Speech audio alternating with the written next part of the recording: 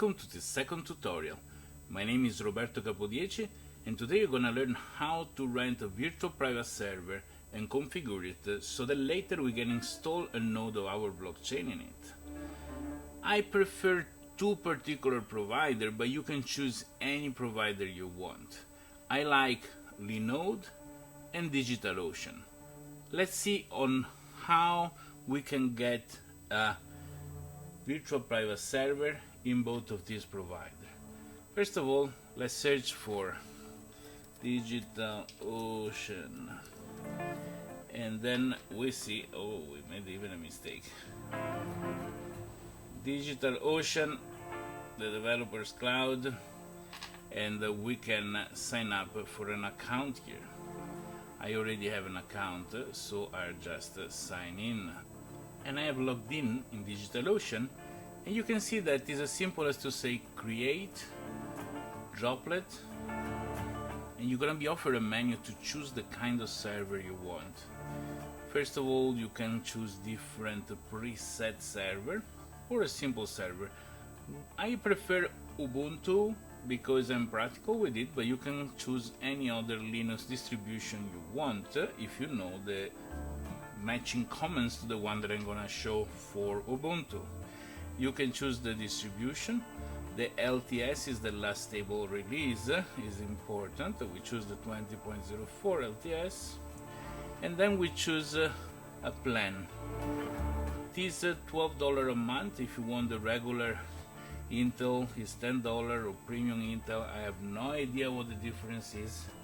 And you can choose the location where the server is. We want it in Frankfurt, for example, in Germany. That's good. And then we can choose the SSH key that we want to use to log in. At this point, I can create a new SSH key, and I need to get the content.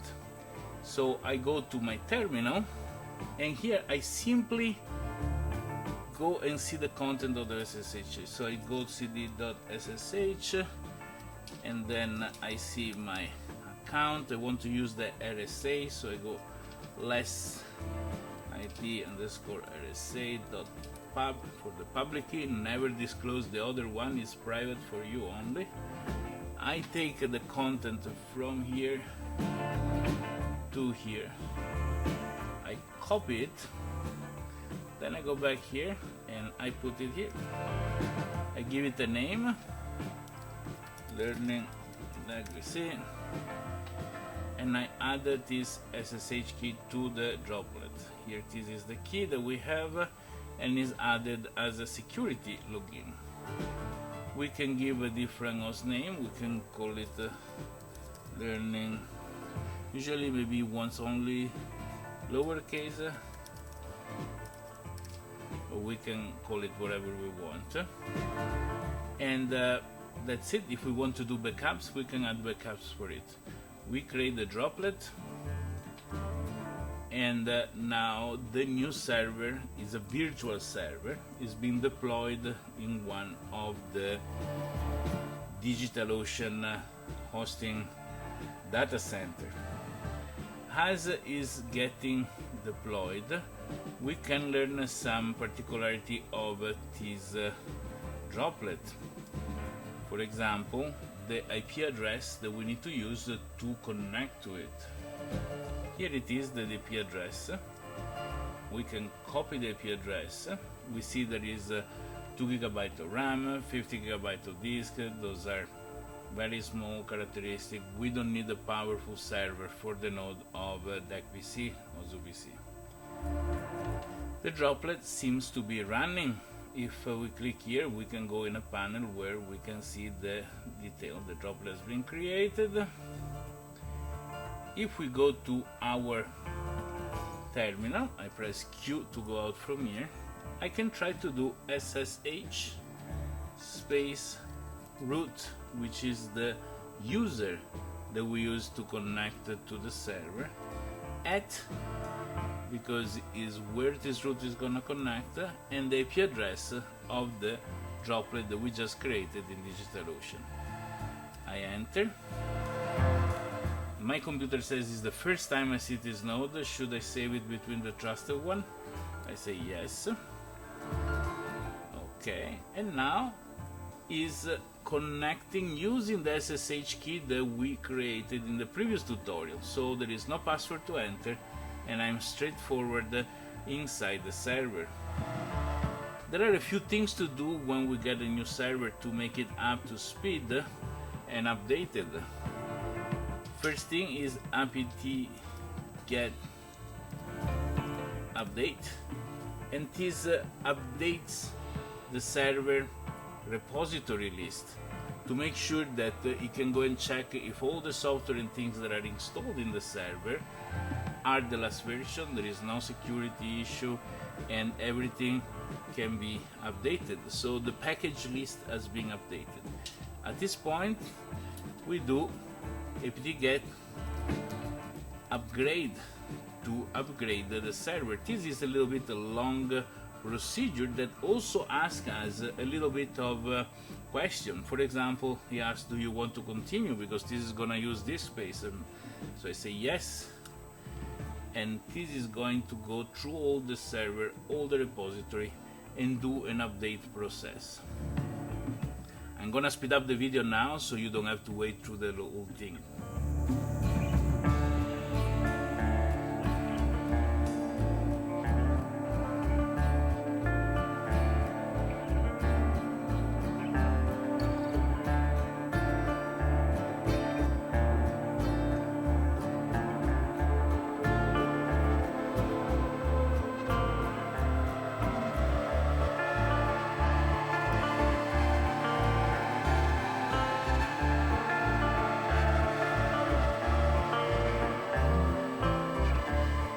This is another example of interaction. This server has a bit of a UI. He asked me if he should change the configuration of SSH server side. Because we didn't modify it at all, we can install the new version from the support, from the new version of the configuration file to match the new version of the software. We're gonna do though later do some editing to the file to avoid that we get disconnected over and over.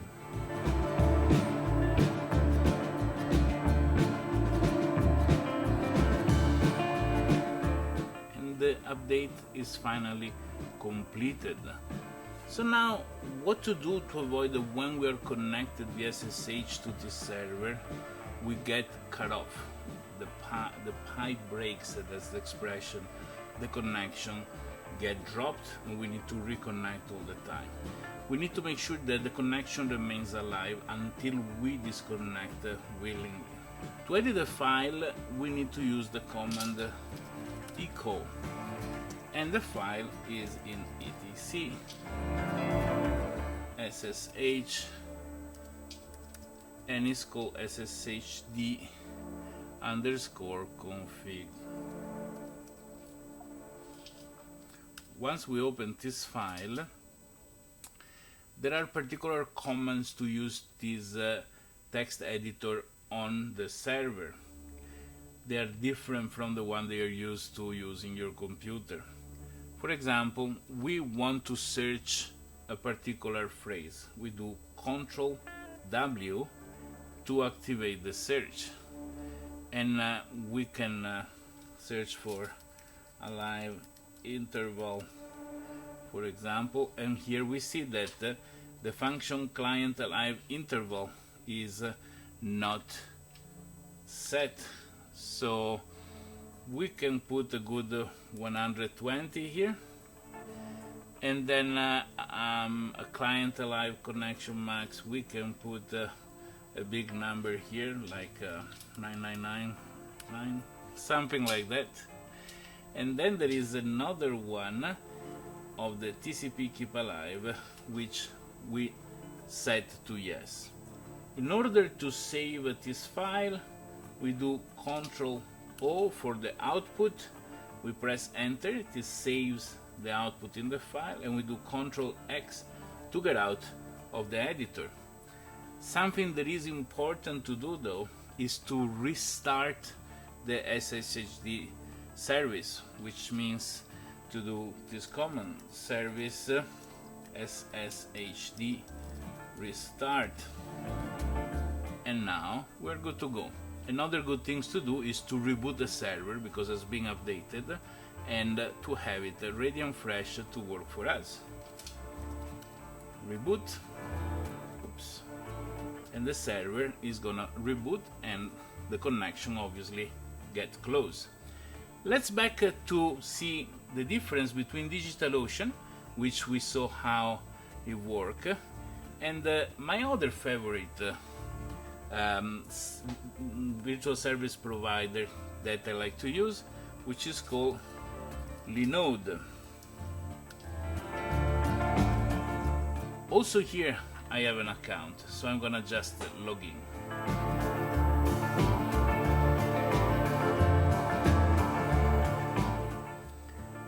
And we are in. As easy as with DigitalOcean, we can just say create Linode. In DigitalOcean they're called droplet, here they're called Linodes. Same thing, we can choose a distribution. The one that I like to use is Ubuntu 2104 LTS, and we can choose a region where to put this. Let's put the server also in Frankfurt, same location. We can choose the kind of Linode, and again it is $10 a month is good enough. Then we can give it a label. We call it learning DecBC. And the difference from DigitalOcean, here we need to add a password, even if we will not use it. And this is a little bit of a problem because it creates a little bit of security issue. I like to set up a server that only use SSH keys to log in, but there is a way to disable the login with password. I'm gonna show you later how to. So we create a password, but we also can add the SSH key. So let's add an SSH key. Same thing, we go here, we go in less ID and RSA.pub, we copy our public key for RSA, we go here, we give it, we call it learning DecBC, and we paste it here. We add the key to the server, and now we see that the keys are added. Is added many keys. Here, a difference from DigitalOcean, we cannot choose which key to add, so either add them all or nothing. Let's add them all, and then we can remove them from the server. I'm gonna show you how again. And then there is the backup. In my account I set up compulsorily, but you don't have to do backup. This is a server just to learn. We create the Linode. Never say password in the browser. And now the Linode is being created, but we already know the IP address that it's gonna have. So we copy the IP address. We wait that the Linode is going to be set up and running, and you see there is already the command, the full command to do SSH access is SSH root with the IP address. So we can even copy this, is more convenient. This is something is a plus. DigitalOcean doesn't provide the full command to be copied, but we need to type it by hand. This also offers an IPv6. There is the new version of IP addresses. The server is being built still, but we can already go to, is booting up. Oh, now we are getting closer to be able to use it. We can go to our terminal, get out from here, clear, and now we do the command as we copied from there. Hopefully the server is already started and ready to accept connection and recognize our keys, so it's not asking for any password. Our computer though would not be able to recognize the server because it never saw it before, so it should ask if this server should be added to the known servers. Connection refused means that the system is not yet booted. It's a little bit slower than the Digital Ocean one. Let's try again. Nothing. Okay, finally the server is ready. We say yes, we go in here, and at this point we have the same procedure: apt get update to update all the sources for all the packages that our server is gonna to use to upgrade later. And then we do apt-get upgrade.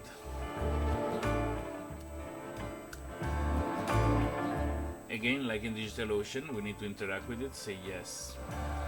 This is going to download all the updates. And it's done. So at this point it's important that we see these other couple of important things on how to get the server not to use so many keys, and at the same time to remain connected and to not allow a root user to connect via password. The file to be edited is the same one that we use not to lose the connection. Okay, so we do pico /etc /ssh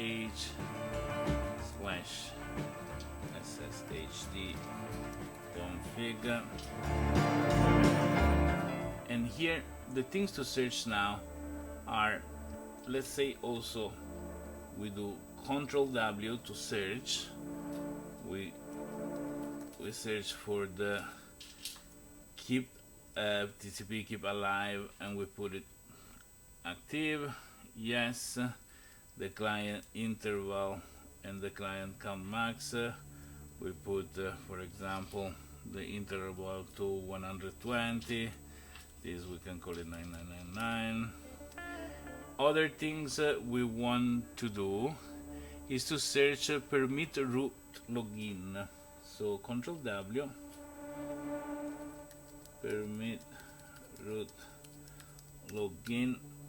Okay, see that says permit root login yes. We delete the yes and we write without password. So in this way only login with SSH. Doesn't mean the root can log in without using a password. Means that the password access is not allowed, but it can connect using the SSH keys only. So this is what is important for us. Ctrl+O to save, Ctrl+X to exit, and we restart the service. So service SSHD restart. Now the server is protected. There is one more place to go and check, which is pico /root/.ssh, which is a similar directory of the one that we had on our computer to set the keys, but here there is an important file that is called authorized keys. If we open it, we see that there are many keys that are authorized to access this server, and they are saved in one line each. So if I delete the keys that I don't want, for example this, to delete a line I use Ctrl+K, it deletes the line. I can go at the end to see which is the key, and I delete the one that I don't need. I don't need this one, so the only one that I need is the last one, which is the one that we created together earlier. I do Control O to save and Control X to leave. Pay attention, if you delete all the keys including yours, maybe in your case you should have only your key there, and you stop the access to the server for connection that are not with the keys, then you're gonna be out of the server forever. Okay, so those are two important settings that we need to do after updating the server. Now the server is ready to install the node of our blockchain, and how to do that we're gonna see it in the next tutorial. Hey, pay attention, I choose to show you two different providers for virtual private servers, but you only need one, you don't need to do it in both, it's your choice which one. Thank you, and see you soon in the next tutorial.